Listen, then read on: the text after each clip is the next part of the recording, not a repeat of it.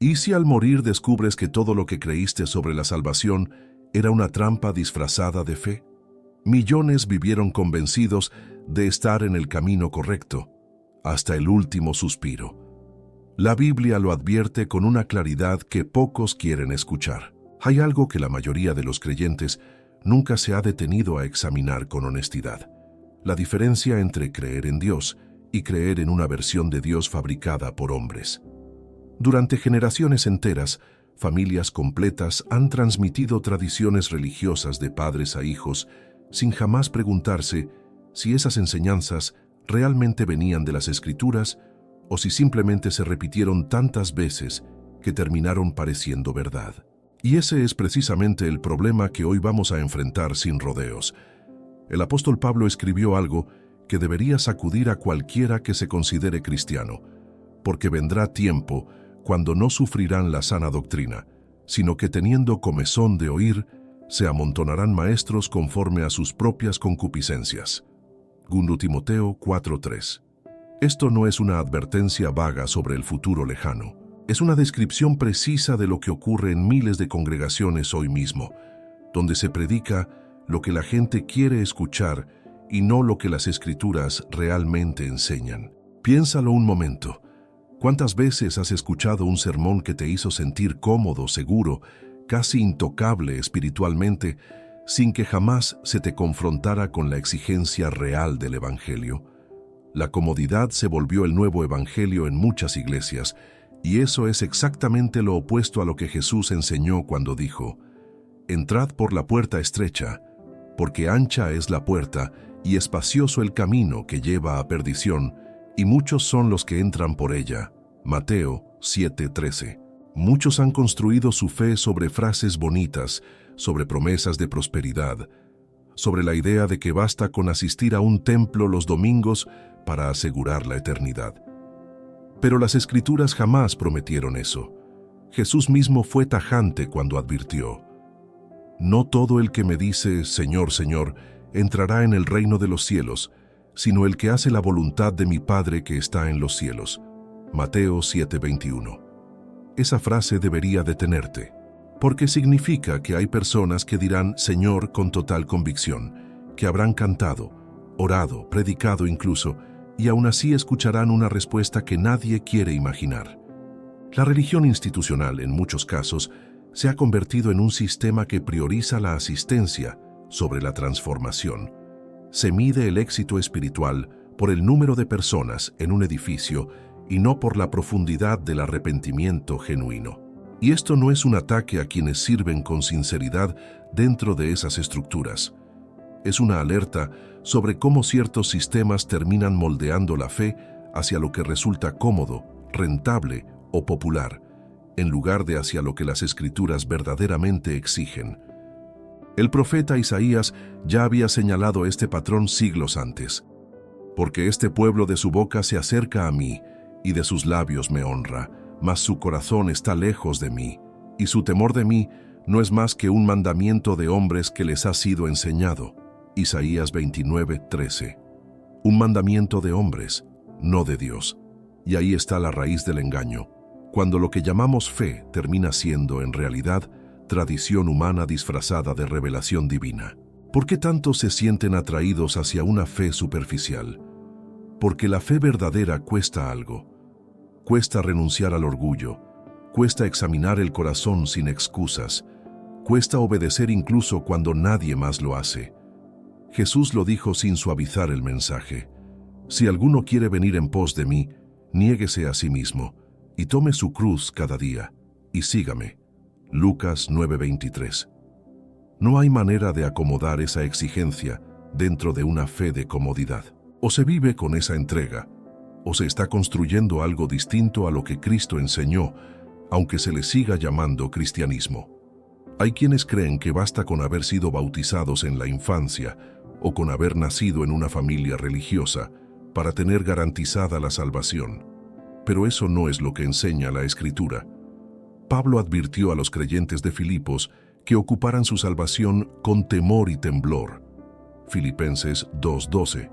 No con una tranquilidad ciega basada en tradiciones heredadas. La fe genuina no se hereda automáticamente. Se vive, se examina, se pone a prueba constantemente frente a la palabra. Y aquí está lo más inquietante. Muchas de las doctrinas que hoy se enseñan como verdades absolutas en distintas denominaciones nunca fueron establecidas directamente por Cristo ni por los apóstoles. Fueron añadidas siglos después, muchas veces con intereses políticos o institucionales detrás. Eso no significa que toda tradición sea mala, pero sí exige que cada creyente haga lo que los de Berea hicieron con Pablo mismo. Escudriñaban cada día las Escrituras para ver si estas cosas eran así. Hechos 17:11. Escudriñar, no asumir, no repetir por costumbre. La pregunta incómoda que debemos hacernos hoy es: ¿mi fe está fundamentada en lo que la Biblia realmente dice o en lo que me enseñaron a repetir sin cuestionar? Porque llegará el día en que esa diferencia marcará la eternidad de millones de personas. Y ese día ya está más cerca de lo que muchos imaginan. Piensa también en cuántas veces la palabra gracia se ha usado como excusa para justificar una vida sin cambio real. Se predica el perdón sin arrepentimiento, la salvación sin transformación, el cielo sin cruz. Pero Pablo fue claro cuando enfrentó esa distorsión en su propia época. ¿Qué pues diremos? ¿Perseveraremos en el pecado para que la gracia abunde? En ninguna manera. Romanos 6, 1-2. La gracia nunca fue diseñada para tranquilizar conciencias dormidas. Fue diseñada para despertar corazones muertos y llevarlos a una vida nueva, visible, real, sostenida en el tiempo. Es también necesario reconocer que este engaño no siempre llega con maldad evidente. Muchas veces llega con buenas intenciones, con líderes sinceros que enseñaron lo que a ellos también les enseñaron, sin cuestionarlo jamás. Por eso Jesús advirtió sobre los ciegos que guían a otros ciegos. Si el ciego guiare al ciego, ambos caerán en el hoyo. Mateo 15:14. El problema no siempre es la maldad. A veces es simplemente la falta de examen honesto frente a la palabra. Y esto nos lleva a algo que pocos se atreven a decir en voz alta dentro de los templos. No basta con tener buenas intenciones espirituales. No basta con sentir emoción durante una alabanza o con llorar durante una predicación conmovedora.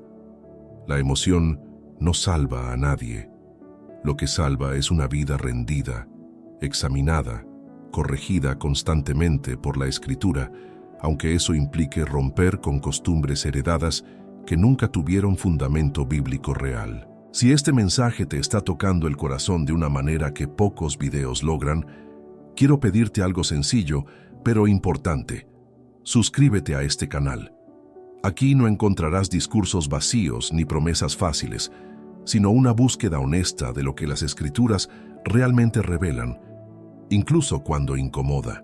Y si sientes que necesitas herramientas más profundas para identificar el engaño espiritual antes de que te alcance a ti o a alguien que amas, te invito a conocer nuestra guía Cómo reconocer el engaño religioso antes de que destruya tu fe.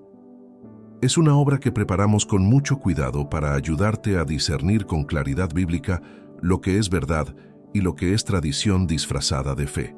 La encuentras en el enlace que dejamos fijado en el primer comentario. No es un simple documento más. Es una guía que muchos ya están usando para proteger su caminar espiritual. Hay un momento que todos enfrentaremos, sin excepción, y que la mayoría prefiere no imaginar. El instante en que el alma se separa del cuerpo y se encuentra por primera vez frente a la realidad tal como es, sin filtros, sin excusas, sin la posibilidad de seguir posponiendo la verdad. Ese momento no admite negociación ni reinterpretación teológica de última hora. Y es precisamente ahí donde muchas personas descubrirán que construyeron toda su vida espiritual sobre una base equivocada. El libro de Hebreos lo dice con una precisión que estremece. Y de la manera que está establecido para los hombres que mueran una sola vez, y después de esto el juicio. Hebreos 9:27. No hay una segunda oportunidad después de la muerte para corregir el rumbo. No existe un purgatorio de negociación, donde uno pueda explicar sus intenciones, o justificar por qué creyó lo que creyó. Existe un juicio. Y ese juicio se basa en la verdad, no en la sinceridad con la que alguien haya creído una mentira. Esto es algo que debe quedar absolutamente claro. La sinceridad no salva a nadie. Puedes creer con todo tu corazón en algo falso y seguir estando completamente equivocado. Pablo mismo reconoció esto sobre su propia vida antes de encontrarse con Cristo, cuando perseguía a la iglesia convencido de estar haciendo la voluntad de Dios. Yo, ciertamente, había pensado deber hacer muchas cosas contra el nombre de Jesús de Nazaret. Hechos 26:9. Estaba sinceramente equivocado, y esa sinceridad no lo eximió de necesitar un cambio radical de dirección. Ahora piensa en las multitudes que hoy asisten a congregaciones donde se enseña que basta con repetir una oración, sin que exista jamás una transformación visible del carácter, sin arrepentimiento genuino, sin fruto. Jesús fue extremadamente claro respecto a esto cuando enseñó: «Por sus frutos los conoceréis. ¿Acaso se recogen uvas de los espinos o higos de los abrojos?» Mateo 7:16. El fruto no es opcional en la vida cristiana. Es la evidencia de que algo real ocurrió en el corazón. Sin fruto, sin cambio, sin evidencia visible de una vida rendida a Dios, cualquier profesión de fe queda reducida a palabras vacías. Y aquí está el punto que más incomoda a quienes prefieren una fe cómoda. Muchas personas religiosas están convencidas de que su asistencia regular a un templo, su participación en rituales o su pertenencia a determinada denominación les garantiza automáticamente un lugar en la eternidad. Pero las Escrituras jamás enseñaron una salvación por afiliación institucional. Jesús mismo describió una escena aterradora en la que personas que profetizaron, expulsaron demonios y realizaron milagros en su nombre serán rechazadas. «Nunca os conocí, apartaos de mí, hacedores de maldad». Mateo 7:23. Hicieron obras religiosas impresionantes, y aún así, la respuesta fue de total rechazo. ¿Por qué ocurre esto? Porque la actividad religiosa por sí sola no equivale a una relación genuina con Dios. Se puede predicar sobre Cristo sin conocerlo verdaderamente. Se puede memorizar escritura sin dejar que transforme el corazón. Se puede ocupar un púlpito durante décadas y al final descubrir que nunca hubo una entrega real, sino apenas una actuación prolongada disfrazada de vocación espiritual. La parábola de las 10 vírgenes ilustra esto de una manera que debería sacudir a cualquier oyente atento. 10 mujeres esperaban al esposo, todas con lámparas, todas aparentemente preparadas. Pero solamente 5 tenían suficiente aceite cuando llegó el momento decisivo, y las otras 5, al querer entrar tarde, escucharon una respuesta devastadora: «De cierto os digo que no os conozco». Mateo 25:12. 5 de 10. La mitad. Personas que estaban ahí, que esperaban al mismo esposo, que llevaban la misma lámpara, y que sin embargo quedaron fuera por no haber tenido lo esencial en el momento correcto. Esto no es una historia para asustar sin propósito. Es una advertencia con un objetivo claro: examinar si nuestra fe tiene sustancia real o si simplemente estamos sosteniendo una lámpara vacía, confiados en que la apariencia externa será suficiente. El aceite en esa parábola representa aquello que no se puede improvisar en el último momento. Una relación genuina, cultivada con el tiempo, sostenida en la obediencia constante y no en la emoción pasajera de un domingo. Muchos creyentes viven convencidos de que el simple hecho de sentir la presencia de Dios durante un culto es prueba suficiente de que están en el camino correcto. Pero los sentimientos son inestables, cambian con la música, con el ambiente, con el estado emocional del momento. La fe verdadera no depende de sensaciones, depende de la obediencia sostenida incluso cuando no se siente nada. Job lo demostró en medio del sufrimiento más profundo, cuando declaró sin rodeos: «Aunque él me matare, en él esperaré». Job 13:15. Esa es la fe que resiste el examen final, no la que depende de emociones convenientes.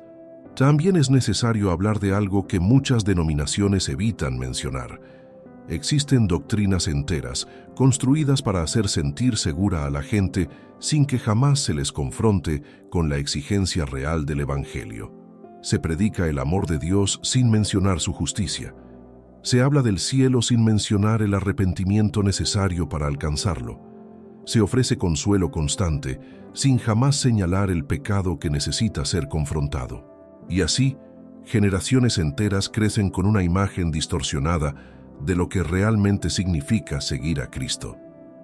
El apóstol Pedro advirtió sobre maestros que surgirían enseñando así, introduciendo herejías encubiertas. Habrá entre vosotros falsos maestros que introducirán encubiertamente herejías destructoras. 2 Pedro 2:1. La palabra encubiertamente es clave. No llegan anunciando abiertamente el error, llegan disfrazados de verdad, mezclando suficiente escritura real con suficiente distorsión sutil, hasta que la mentira se vuelve indistinguible de la fe genuina para quien nunca fue enseñado a examinar con cuidado. Por eso resulta tan urgente preguntarse hoy, sin miedo a la respuesta: ¿la fe que sostengo está edificada sobre roca o sobre arena? Jesús mismo cerró su enseñanza más importante con esa distinción exacta, advirtiendo que ambos edificios pueden parecer idénticos durante la calma, pero que solamente la tormenta revela cuál tenía fundamento real. Y la muerte, sin excepción, es esa tormenta final que ninguna apariencia religiosa logrará resistir sin una base verdadera. Hay una pregunta que pocos se atreven a formular dentro de las cuatro paredes de un templo. ¿Qué pasaría si la estructura religiosa que tanto confío terminara siendo, en algunos aspectos, un obstáculo en lugar de un puente hacia Dios? No se trata de negar el valor de la comunidad de fe, ni de despreciar a quienes sirven con sinceridad. Se trata de reconocer que las instituciones, por muy sagradas que parezcan, están conformadas por seres humanos falibles, capaces de introducir tradiciones que con el tiempo se confunden con mandamientos divinos. Jesús mismo enfrentó esta realidad de frente cuando confrontó a los líderes religiosos de su época, quienes habían añadido tantas reglas humanas que terminaron oscureciendo el corazón mismo de la ley de Dios. Su declaración fue directa y sin adornos: invalidáis la palabra de Dios con vuestra tradición que habéis transmitido. Marcos 7:13. No estaba hablando de personas ajenas a la fe, hablaba de los guardianes oficiales de la religión, de aquellos considerados los más piadosos y preparados según los estándares de su tiempo. Esto debería inquietarnos profundamente. Si los líderes religiosos más respetados de la época de Jesús pudieron distorsionar la palabra sin siquiera notarlo, convencidos de estar honrando a Dios, ¿qué nos hace pensar que las estructuras religiosas actuales están completamente libres de ese mismo riesgo?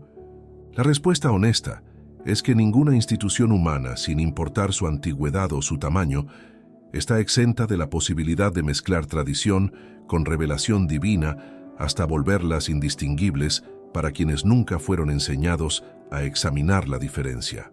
Uno de los engaños más extendidos hoy es la idea de que la salvación depende de méritos acumulados, de obras suficientes, de una especie de balanza cósmica donde lo bueno debe superar a lo malo para calificar para la eternidad. Pero esta enseñanza contradice directamente lo que Pablo escribió a los Efesios, con una claridad que no deja espacio para interpretaciones alternativas. Porque por gracia sois salvos por medio de la fe. Y esto no de vosotros, pues es don de Dios, no por obras para que nadie se gloríe. Efesios 2:8-9. No por obras, no por rituales acumulados, no por una vida de esfuerzo religioso medido en cantidad. La salvación es un regalo, y confundir ese regalo con un salario ganado es exactamente el tipo de engaño que ha desviado a generaciones enteras. Sin embargo, esto tampoco significa que las obras carezcan de importancia. Santiago fue enfático al enseñar que la fe sin obras está muerta, que no puede salvar a nadie si no produce ningún fruto visible. Así también la fe, si no tiene obras, es muerta en sí misma. Santiago 2:17. Aquí está el equilibrio que muchas denominaciones han roto en una dirección o en otra. Unas predican solamente gracia sin exigir transformación real. Otras predican solamente obras sin reconocer que ningún esfuerzo humano puede ganar lo que solamente Dios puede regalar. La verdad bíblica sostiene ambas realidades en tensión, sin sacrificar ninguna por comodidad doctrinal. Otro engaño profundamente arraigado es la idea de que basta con nacer dentro de una tradición religiosa específica para heredar automáticamente la aprobación divina. Muchas personas viven convencidas de que, por haber sido criadas en determinada denominación, por haber sido bautizadas siendo niños sin siquiera tener conciencia de ello, o por pertenecer a una familia con generaciones de tradición religiosa, ya tienen asegurado un lugar en la eternidad. Pero Juan el Bautista confrontó exactamente este tipo de pensamiento cuando increpó a quienes confiaban en su linaje religioso. Y no penséis decir dentro de vosotros mismos: a Abraham tenemos por padre, porque yo os digo que Dios puede levantar hijos a Abraham aun de estas piedras. Mateo 3:9. El linaje espiritual heredado nunca sustituyó la necesidad de una fe personal y genuina. También existe el engaño sutil de reducir a Dios a un proveedor de beneficios materiales, presentando el Evangelio como una especie de contrato donde la fe garantiza prosperidad económica, salud constante y ausencia total de sufrimiento. Esta enseñanza ha capturado corazones desesperados que buscan alivio inmediato a sus circunstancias, pero contradice directamente el testimonio de los propios apóstoles, quienes enfrentaron persecución, pobreza y martirio sin que eso significara falta de fe de su parte. Pablo mismo, después de enumerar naufragios, azotes y peligros constantes, jamás sugirió que esas dificultades eran señal de una fe deficiente. Al contrario, las consideró parte del llamado genuino a seguir a Cristo. El engaño más peligroso, quizás, no sea ninguna doctrina específica, sino la actitud de conformarse sin examinar. Aceptar todo lo que se enseña desde un púlpito simplemente porque proviene de una figura de autoridad religiosa, sin contrastarlo jamás con las Escrituras, es exactamente la trampa que ha sostenido tradiciones erróneas durante siglos. Los creyentes de Berea recibieron un elogio especial precisamente por no hacer esto, por examinar cada enseñanza, incluso viniendo de un apóstol como Pablo, contra el estándar inmutable de la palabra escrita. Y así llegamos a una verdad incómoda pero necesaria. No todo lo que se enseña en nombre de Cristo proviene realmente de Cristo. No toda tradición eclesiástica tiene fundamento apostólico. No toda emoción espiritual experimentada durante un culto equivale a la presencia genuina de Dios obrando en el corazón. Discernir esta diferencia no es un acto de rebeldía ni de falta de respeto hacia la fe. Es precisamente el llamado que las Escrituras hacen a cada creyente que desea permanecer fiel hasta el final, sin ser arrastrado por corrientes de doctrina que suenan piadosas pero carecen de fundamento verdadero. Vale la pena detenerse también en cómo el miedo ha sido utilizado, en algunos contextos, como herramienta de control en lugar de instrumento de convicción genuina. Existe una diferencia enorme entre el temor reverente que las Escrituras enseñan hacia Dios y el miedo manipulador que algunos líderes han usado para mantener a las personas dependientes de una estructura religiosa específica. Pablo advirtió a los Gálatas sobre este tipo de esclavitud espiritual disfrazada de piedad. Estad pues firmes en la libertad con que Cristo nos hizo libres, y no estéis otra vez sujetos al yugo de esclavitud. Gálatas 5:1. La fe genuina produce libertad interior, no ansiedad constante, ni dependencia emocional hacia una institución o hacia una figura humana de autoridad. Otro patrón que merece atención es la costumbre de silenciar cualquier pregunta incómoda bajo la etiqueta de falta de fe. Cuestionar una doctrina, pedir fundamento bíblico claro para una enseñanza, o simplemente expresar dudas honestas, ha sido tratado en muchos contextos como un signo de debilidad espiritual o incluso de rebeldía contra Dios mismo. Pero examinar no es lo mismo que dudar de Dios. Examinar es exactamente lo que las Escrituras piden de cada creyente maduro, capaz de distinguir entre lo que es enseñanza fiel y lo que es simple tradición humana repetida sin cuestionamiento durante generaciones. Al final, todo se reduce a una sola pregunta que cada uno debe responder en lo secreto de su corazón.